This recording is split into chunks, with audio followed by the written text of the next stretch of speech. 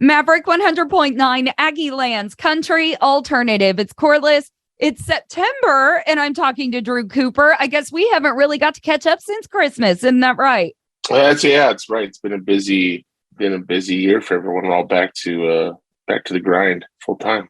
Absolutely. Well, I'm excited to talk about that grind because I know you have had an exciting year. So we'll have to chat about that. And of course, last time we were talking with you, you had recorded a song with Cody Canada and the Please Come Home for Christmas, which was absolutely incredible. So thank you for sending that to Maverick. We had a lot of fun with that this year. Thank you for playing it. I appreciate you. Absolutely. So now we're really on your debut of just Drew Cooper. You have sent over Whiskey and Smoke, which I love already by the title. Tell me a little bit about this single. This song came about. The melody was in my head for a long while, but I wanted to write about something that was both something you use to celebrate and you use to commiserate. And I thought to myself, like, when people are having a great day, they go out for a drink. Yes. When people are having a bad day, they go out for a drink. Like if you're stressed out, you have a cigarette. If you're excited, people have cigarettes, like right. or other kind of smoke, whatever. Cigars. You take part. Yeah, cigars. Yeah, that's it. And but that's what this song came from. It's just one of those things. It's super simple, and it's meant to just bring back that emotion of, man, today was a great day. I did this. Today was a not great day. I can do this. Like, it's super simple. Just it's fun to play. I don't know. You say simple, but Drew, that's never been done. Nobody's put a happy song inside of a sad song or vice versa. I haven't heard that. That's incredible. Yeah. Yeah. Thank you. The first two verses one's about a really good experience and one's about not such a great experience. And I love using visuals in the sense that experiences I think we've all had where it talks about being on a front porch and being alone. Like, I think a lot of people have experienced that where you sit down somewhere and you just kind of go, you kind of have that moment of like, well, shoot, like this is where I'm at right now. And I know I have. I've had it recently where I go get a nice glass, put a couple cubes of ice, and pour some whiskey into it. That's where this song came from. Like it's just that emotion of being in it, being in that moment and really enjoying it or commiserating it. Taking the best of both worlds, man. We all have our ups and downs. I love that you're shining a light on that. And like I said, in the same song, that's great. Incredible is the word that I'm going to keep using over and over again. I'm sure of it.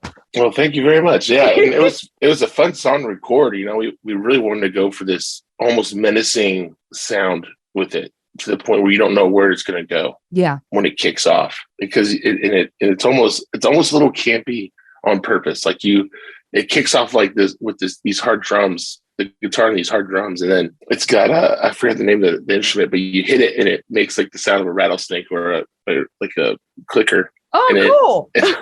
And you're like, okay, where's this going? And then the song kicks in, and it's kind of keeps you somewhere between this is country and this is rock. That's space. Right up my alley.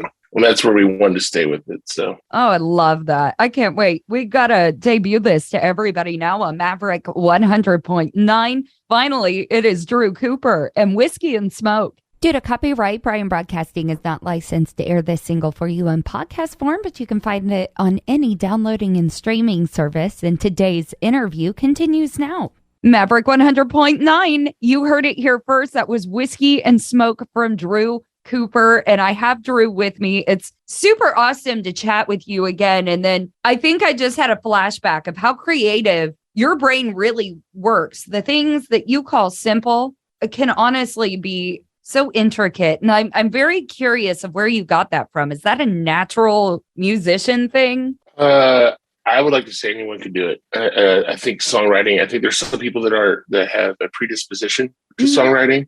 But I think there's a lot of people that learn to songwrite. I know I'm learning every day. Not to name drop, but I've been lucky enough to open for Robert O'Keefe this year on his I'm Coming Home tour. Oh, wow. Yeah. He's an Aggie god here. Yeah, he is. And then Chris Knight, and then, just all kinds of Ray Wiley this year. And I sat down, I just watched. And you just watch these guys and kind of listen to the words and how they put them together. And it's not It's not about being the most, using the biggest words. It's not about using the most words. It's about using the exact amount of words you need to tell the story the simplest way. At least for me, that's my process. So I just, like if you listen to the Cody Canada's new release of Soul Gravy. Yes. Those songs are timeless because they're written so well. Yes. Like Number is a phenomenal song. And it just says what he was feeling at that moment without having to put too much more into it to make it a song. That's kind of it's the KISS method. Keep it simple, stupid. I use that all the time, especially in radio. The less is more, I think, just about everything in life. Well, it's funny because you've got 3 minutes to get a message into someone's heart and soul. And but we've always got to think we are still human beings. Songwriters are still human beings. They're still listening to stories and they're putting their own stories out there, but they're just as real as you and I are. That's why we relate to music, because they are coming from real people. Oh yeah, and the cool thing about writing songs is you may not experience all the things you write about. And it's not a question of a falsehood in the writing. It's you take in a lot of other people's stories through osmosis. You hear these stories through people and some of them inspire you to write about a character in your head that may be in that space, or even that person be in that space, and the way you would have handled it, or the way it could have gone. Like songwriting it's like painting. Like you could my kids make these pictures and they're Picassos to me. Yes. And everyone else is like, what's going on with that? And you're like, I love this. This is amazing. And then someone makes a picture that's this amazing artist. They're like, you have a Picasso. And you're like, what the hell is that? Like, it's all interpretation. So, that's the best way to describe it, honestly. Yeah, I mean, it's all interpretation. It's all about the viewer and the listener. So if a song touches you, and this is, I say this is a simple song because I don't think it gets too deep past one emotion, those two emotions. It's not, I'm not trying to fix the world with it. It's not, this is how you fall in love kind of song. It's just a very straight to the point, like good day, bad day, you have a drink. But there's those songs out there that you can find that touch you super deep, and they don't use a lot of words. Mm-hmm. Absolutely. You don't need them. They're not $10 songs.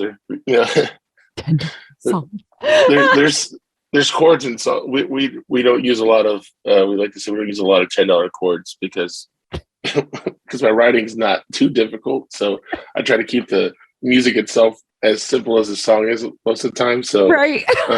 This is not a $10 song. It's one of those songs that I was excited to write because it made me feel happy. It's fun to play. Aww.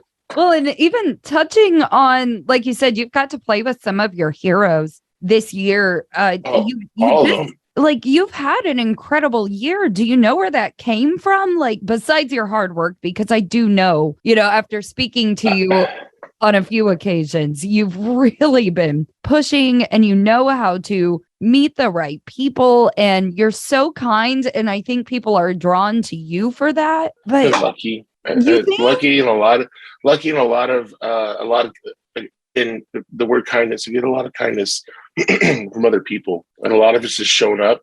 I was having a conversation with my kids the other day, and 90% I think of anything is just showing up. You're having a bad, it may not be the most financially intelligent decision to make to go do some of these shows, but if you don't, you won't get them back.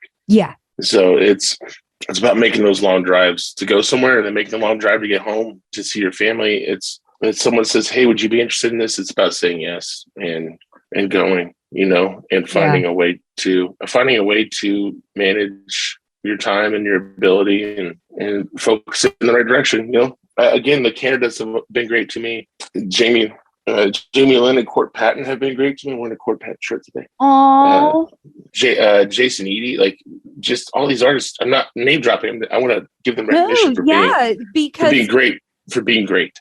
I don't think the people that listen to this music, I don't think they know how people work together.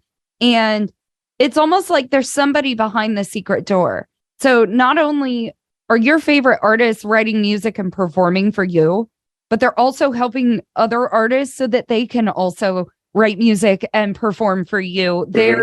They're leading our generations of music, and everybody has to work together on that. And I think it's just spectacular that they're doing that for you. So name drop away. Remember, your favorite artists are great people.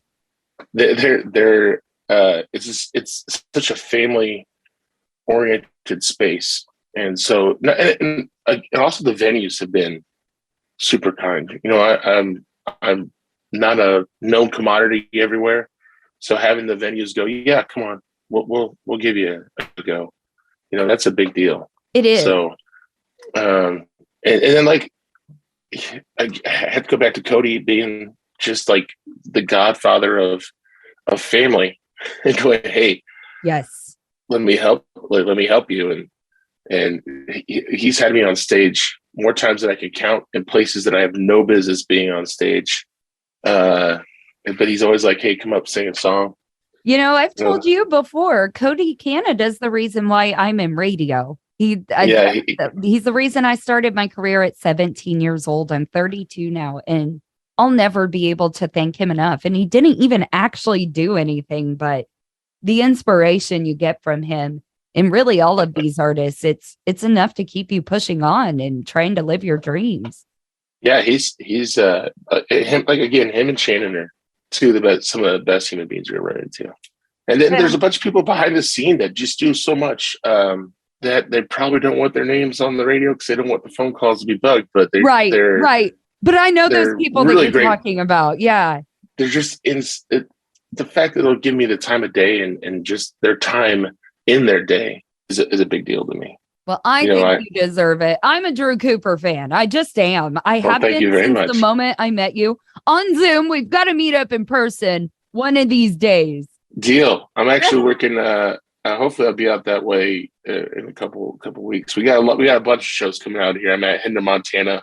We play some shows, and then we come home. We go to California with Randy Rogers for some shows, and then I will be back Texas playing some shows, and then we have some cool stuff coming up in November. It's going to be a good end of the year and beginning of next year. So, well, that's what I wanted to know. I think everybody needs to follow. What's your website?